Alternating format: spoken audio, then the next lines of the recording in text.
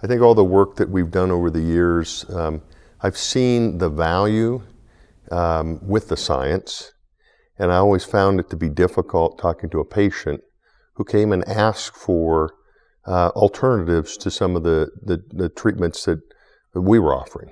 And they would often ask, can I get stem cells?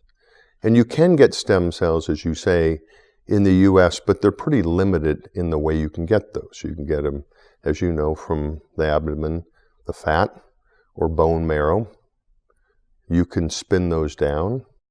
You may be able to get 2 to 5 million cells, but you can't expand those cells because of the regulatory issues we just talked about. And we know from the science that you've done and others that you probably need 50 million to make a difference.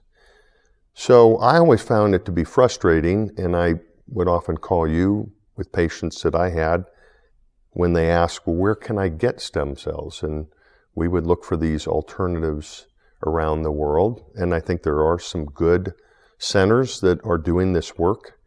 We know that they're safe and they're effective, and they will come eventually to the U.S., but the rest of the world seems to be embracing this, and we don't have the opportunity to do it for our patients in the U.S. So, as you say, why did I get involved in OrthoXcell? For the same reason. We're looking for a safe, effective location to do this work. And as we looked around the world, we ultimately settled on Medellin, Colombia. There is considerable literature now, all in clinical studies done outside the US, showing that these are effective. And the MSCs can give you superior results. So that was how we ended up meeting up with John and then going down and visiting the Clinic de Arthrosis, which is where we're culturing the stem cells, where they're culturing the stem cells for what we're going to offer. And then also the clinic down there with Dr. Gustavo Alvarez, and he was already actively doing it. Right. So we have the ability to give those state-of-the-art treatments, but they got to be careful, and we're not going to put our name on it just for that reason. And so we looked pretty carefully at what people were doing, in these places. I think we agreed that OrthoXcell would be a concierge service to allow U.S. patients that had been seen by an orthopedic surgeon in the United States, diagnosed with a condition. Treatment options were discussed with that patient, often to be some alternative cellular therapy. And what we will do is allow an easy way for those patients to get connected with the team that we've identified in Colombia. And I think, as you mentioned, having a highly qualified orthopedic surgeon and a lab that has gone through the regulatory process and validation that we went through before we launched this program is critical. As you say, you and I would never put our names on something that we didn't think would be the best care. And I think now it's incumbent upon us as those that are going to provide that easy ability for those patients to get down to Colombia to follow up on the clinical effectiveness. So with patient-reported outcome scores, strict follow-up with the orthopedic surgeon in the United States, and follow-up MRIs, we'll be able to tell how effective these treatments are, and are there things that we can do to improve those treatments. Eventually we will have, stem cell therapies available, but we've got to be careful about defining what those are. And, one of the pioneer really in stem cells and orthopedics, which is what we're interested in, and is Arnie Kaplan, who unfortunately passed away a year ago. But he developed the term mesenchymal stem cells.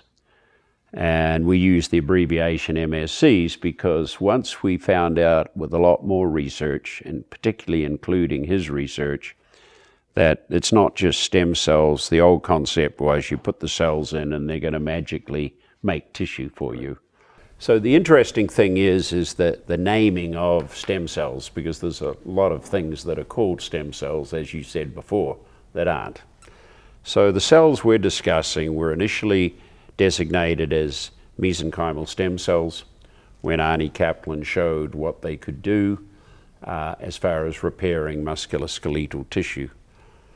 And then, as we found out that they work by what they produce remotely from those cells and their interaction with other cells and other processes, that they're now sort of the recommendation by Dr. Kaplan was, and it's gained a lot of ground, is medicinal signaling cells. And you can still call them MSCs.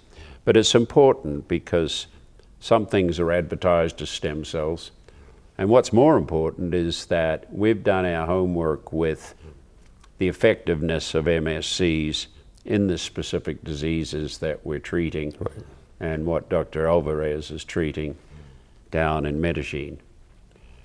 Whereas there's other stem cell programs that have a list of diseases that they're claiming stem cells should be used for. Right. I think we've settled on those conditions in orthopedics, and that's our focus, on chronic conditions of disease, particularly, as you mentioned, with the horse, a osteoarthritis or degenerative arthritis, either traumatic or degenerative process, that we believe that the allogeneic expanded stem cells will be valuable in the treatment of those conditions for the shoulder, the hip, the knee, which are the most common that we see in our clinic. And then also chronic tendon conditions, tennis elbow, bad Achilles tendonitis, tendon conditions around the knee, and rotator cuff disease. Those all, I think, are very amenable to the program that we're talking about. And we're also going to be consistent in the diagnostic exactness of what the potential patients have before they go down there. Right. So they're all going to have an MRI. They're going to have good, examination by an orthopedic surgeon in the US, and it may be their recommendation that stem cell therapy could help, but probably more often what we've found is that the patient wants to avoid surgery. There's sometimes a surgical treatment for it, but they want to try something else first, and that's possible. But the place where we've made so many advances with MSC therapy in horses has been treating with surgery what is a surgical indication, and then following up with stem cells post-operatively. Mm-hmm. And it is different than the other products available. Right. Yeah, I think, as you mentioned, I think this brings us back to why am I so passionate to be involved with this? And I would see athletes, whether they're recreational athletes, collegiate, professional athletes, that were looking for these treatments because they're really, as you say, surgical alternative were limited. In young patients, really the idea of doing a knee replacement for a degenerative condition, say under the age of 60, is problematic. I mean, you could do it, but that's not a good alternative for those young active people. And so we now are seeing, with the work that you've done, the capability of using stem cell therapies or advanced stem cell therapies in these patients that will allow them to continue to be active. And I think, in fairness, those patients should have access to those treatment alternatives. As we've mentioned before, the regulatory issues limit that in the United States. And so now with this program in Colombia, we'll be able to offer that.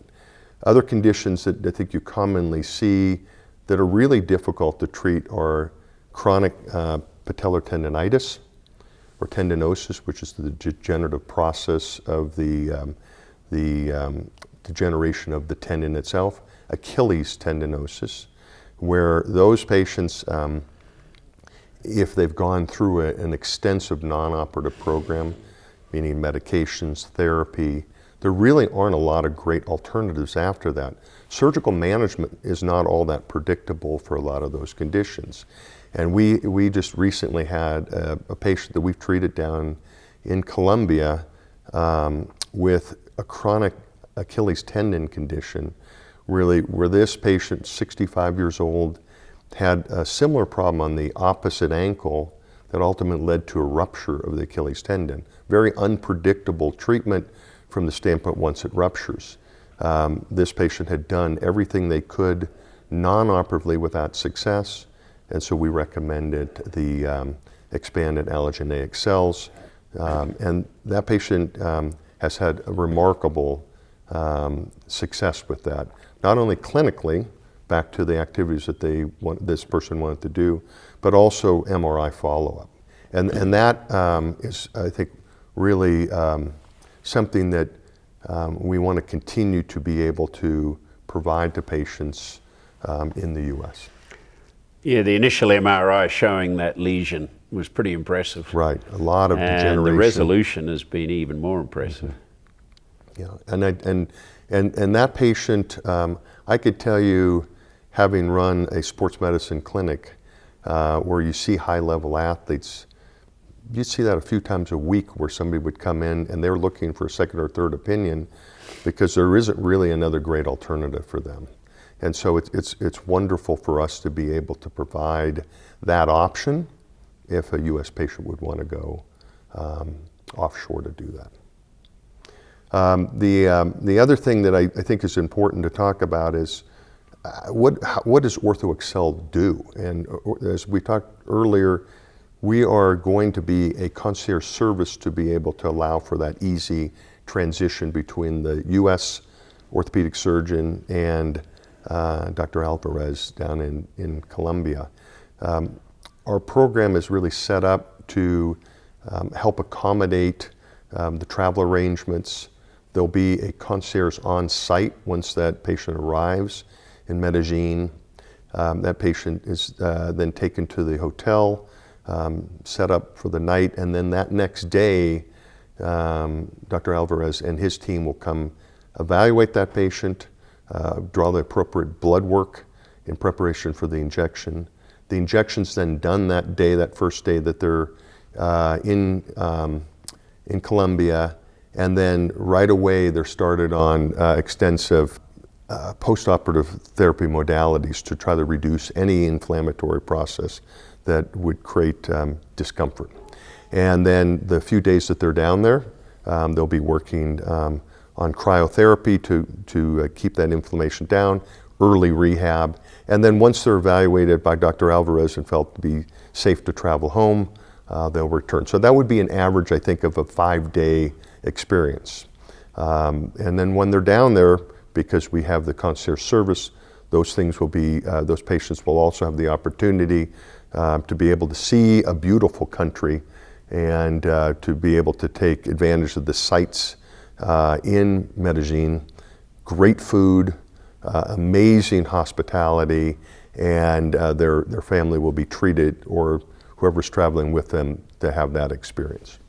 You know, two main reasons that I got involved with OrthoXcell and you and John as far as wanting to help is that we'd had such good results in the horse, you know, and particularly in the equine athlete, where we do a lot of surgery for joint injury, meniscal tears, articular cartilage loss, cruciate ligament rupture, and osteochondral fragmentation. And we did a clinical study with 24 months follow-up, which is a long time in an equine athlete. And we showed a significant improvement. All the horses had surgery. We'd identified exactly what change they had, and then we showed superior clinical results as far as them coming back. Because as an equine orthopedic surgeon, it's like being a sports medicine doc in humans. success is the athlete coming back to the same level, which you know is not easy to attain. So that was the first part. And then the second part in the meantime was that it was a logical treatment for human athletes, as well as human non-professional athletes, but weekend warriors, as we often say, and very limited in what we could do. So looking at the literature, there's a lot of good support for efficacy with MSCs, but only in other countries. Right. In other words, all the studies have been done outside the US. Now, there's good work going on within the US, and it'll be a matter of time, but at the moment, regulatory-wise, we can't culture cells, culture MSCs, increase the numbers that we need, and be able to do that in the United States. And I think, Wayne, you really helped me in my practice when I was seeing these patients with similar conditions, as you said, in the human setting for whether it's a recreational, collegiate, professional athlete, that I knew that those should be effective, but they're not available, as you mentioned, and because of the regulatory issues in the U.S. And then to watch around the world, other centers, South Korea, Germany, Italy, Cayman Islands, that there are sites where patients can get these treatments, but it would often be difficult for them to get there, and to really not to be sure of the science around each of those centers. We do know they're safe, and we do know they're effective. The treatments may change site to site, and as we talked about, either using your own cells and expanding them, or using the allogeneic cells that are available for those treatments. So I really felt that it was incumbent upon us to give patients in the U.S. an alternative, a good site that had great reputation, surgeons that we knew would be very capable of managing those individuals, patients that we would be facilitating the travel, and to also be interested in the science and follow-up of those patients. So making sure that we had great follow-up with patient-reported outcome scores, which we will be doing for OrthoXcell, making sure that they get back to their orthopedic surgeon in the U.S. with good exams and follow-up, and then eventually MRI, so that we can document the change and the effectiveness of the treatment. And if there are things that we can do that will be better, we will continue to work on that and improve that process. As we talked about a little earlier, with Columbia, we have identified the clinic, Dr. Alvarez, as somebody that is well-trained in this field, has been doing it for a long time, had great experience, bilingual, which is important for, I think, U.S. patients to make sure that they know that this is somebody that any question that can be asked, that they can feel confident with easy communication. And then we know that the lab is safe. The country of Colombia is a beautiful country, and I will say that the more that I've traveled there, the more I find that to be magical. And the things that are there, it's a beautiful valley, as we've witnessed when we've gone down. There are amazing sights to be seen. The food is spectacular. The accommodations are incredible. They range from boutique hotels to the Four Seasons. So I think each time that I've gone down, I've just become more and more intrigued. And I do find that with the service that we'll be providing, that the ability to for the U.S. patient to go down there, if they've never been, they'll feel very comfortable with the medical concierge and the orthopedic care and all the people that will be involved with their treatment. Let's talk about the follow-up. I think is really critical in what we're doing. And I think if you look, and when I've talked to patients that have come in and they've had treatment elsewhere around the world, there often is no follow-up from the center. They fly down, they fly to Europe, they fly to Korea, they get their treatment, and then that's the last the clinic ever sees of them. And it does make you worried. What's the reason they're into this business? Is it to make money, or do they really care about the patient? And I think what's critical about what we're doing at OrthoXcell is we care about the patient. We want to make sure that that patient's getting the best treatment. That's what we've done by going down to validate the process, observing this, watching patients as they've been treated. And then we're going to be following those patients throughout their journey. And they'll be talking directly to Dr. Alvarez, who's their treating physician, and he'll be communicating via Zoom with them. We will be getting the follow-up data through the patient-reported outcome scores. We'll be able to access the studies with Dr. Alvarez as we look at those to make sure that if they are not progressing as we would expect, then we make sure that there's another treatment alternative for them. But they're not just going down. It's not a transactional business. It's a process. Well, in addition to finding alternatives for them, we're going to keep that data, and that data is going to be available to tell other prospective patients what our success rate is.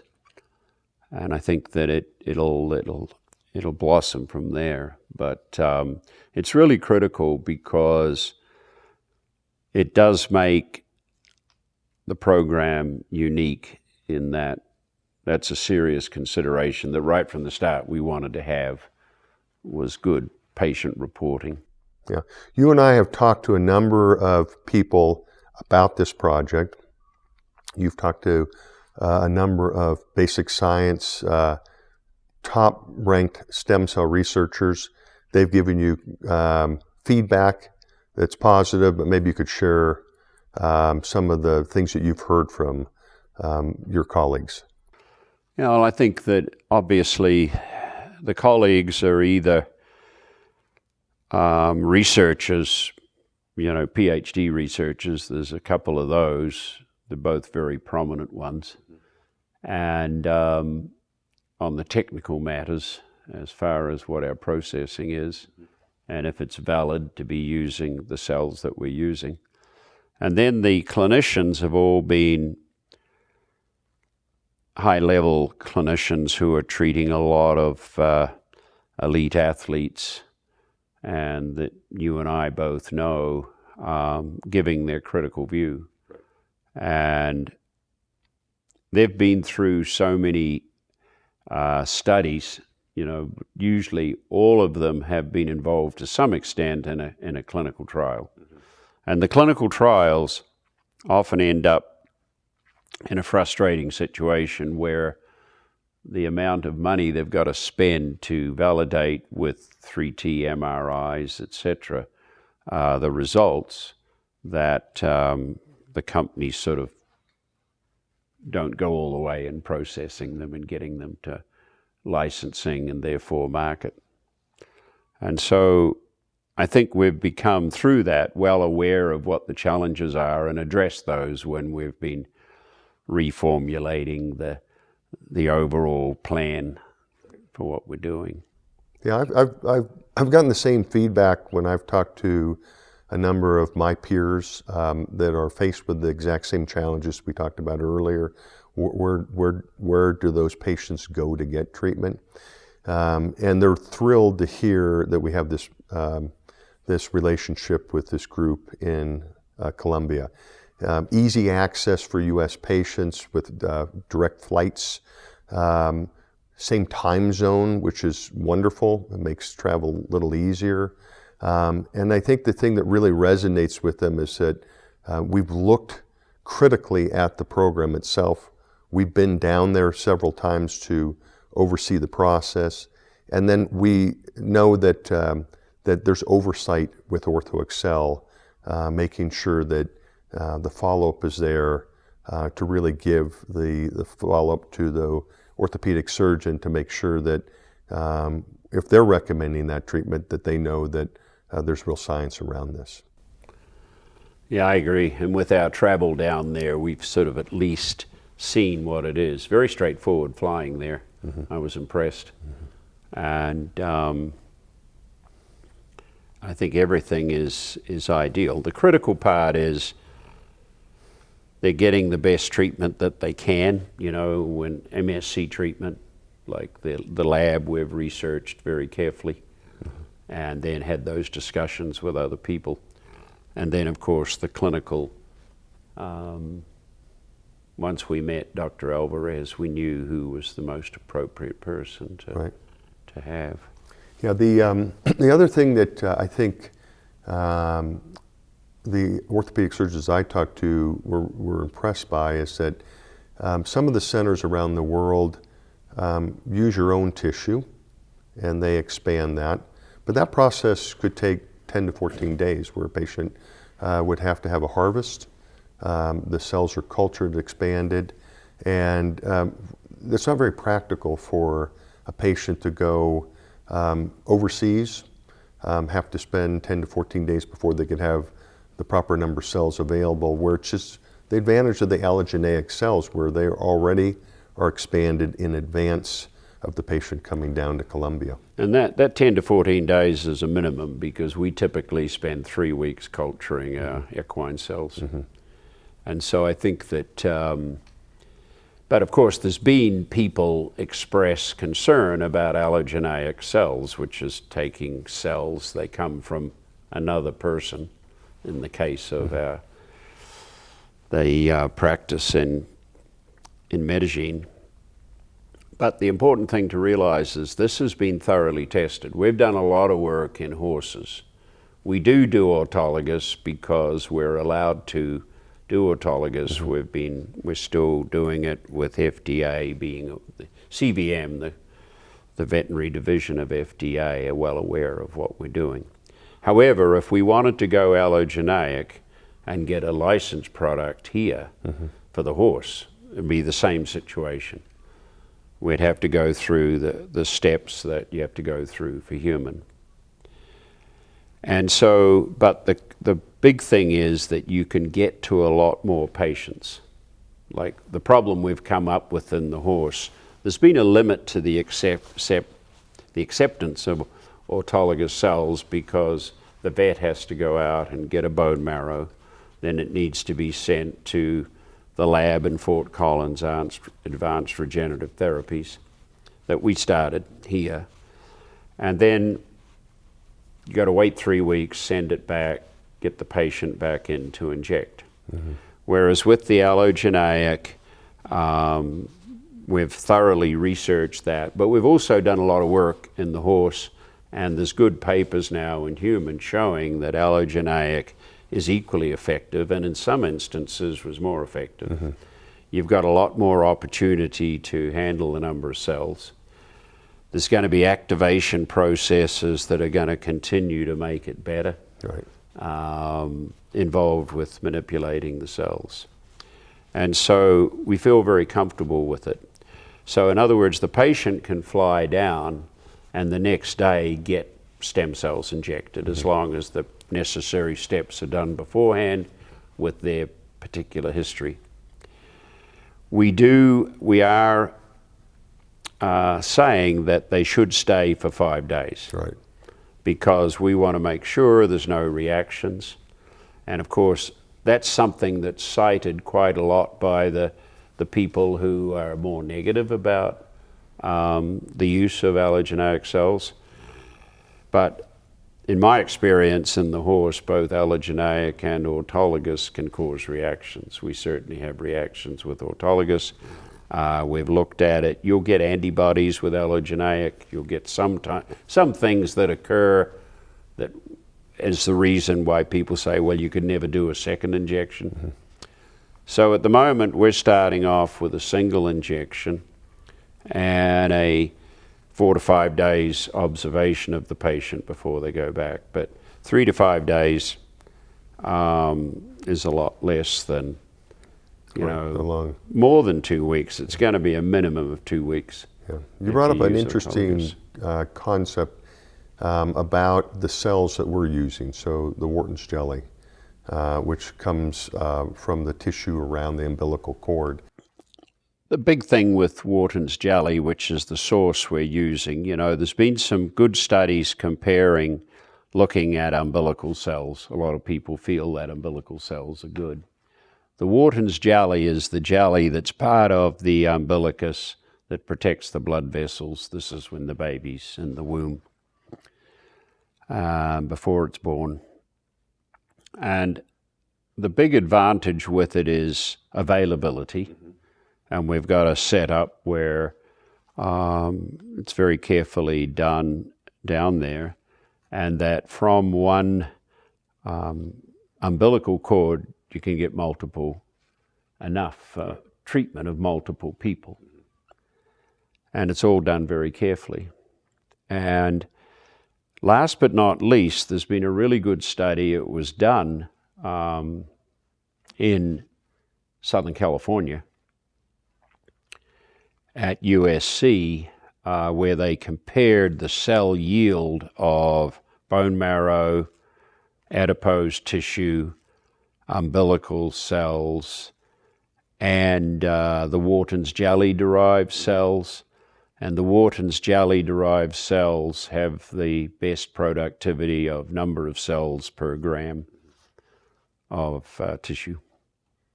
And so there's a lot of things that point to an advantage, including availability, and you're not going out and having to harvest it from patients. And back to embryonic, I think that there was a lot of concern about embryonic, but there was also people saying, well, they're totipotent, or, they've got the potential to turn into more tissues than, say, cells from adults. Mm-hmm.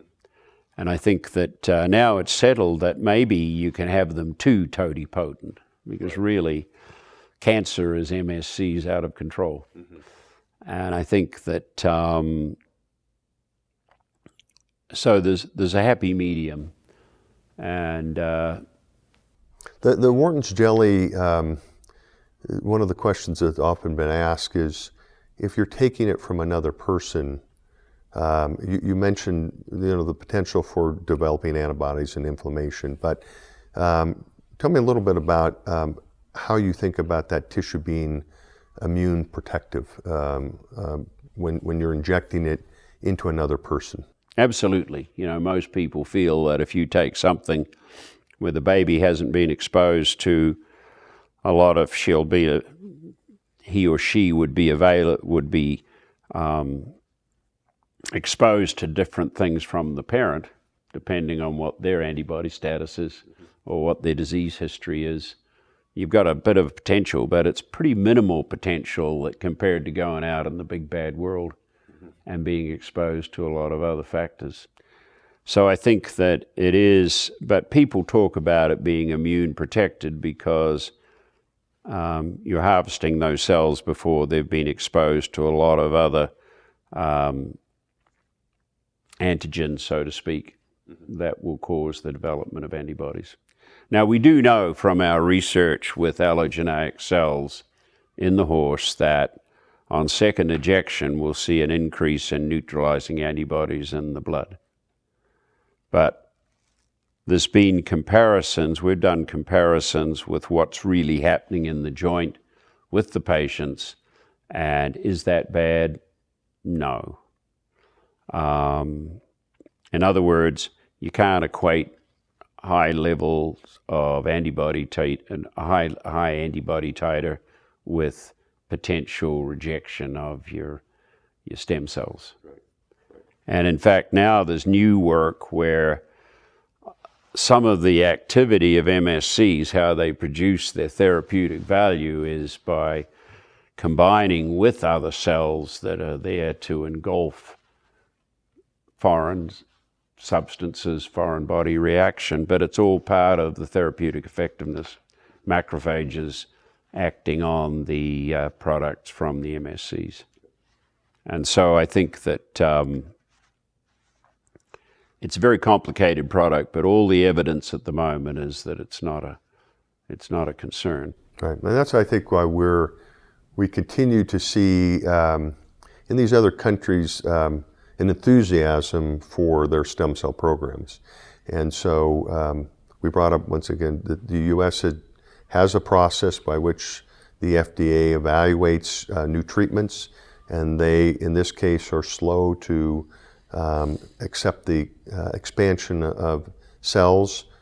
We do believe that that will eventually happen, but in the meantime, we look to these other centers around the world for their experience, and what we're seeing are really, really encouraging. There are treatments available for human at the moment that often have the label of stem cell therapy. And there's two principal ones. And one is bone marrow aspirate concentrate. And that is quite legal if the surgeon takes bone marrow during an operative procedure and centrifuges the bone marrow and then injects it back into the patient. Now, it's called bone marrow aspirate, because obviously it's aspirate from the bone marrow.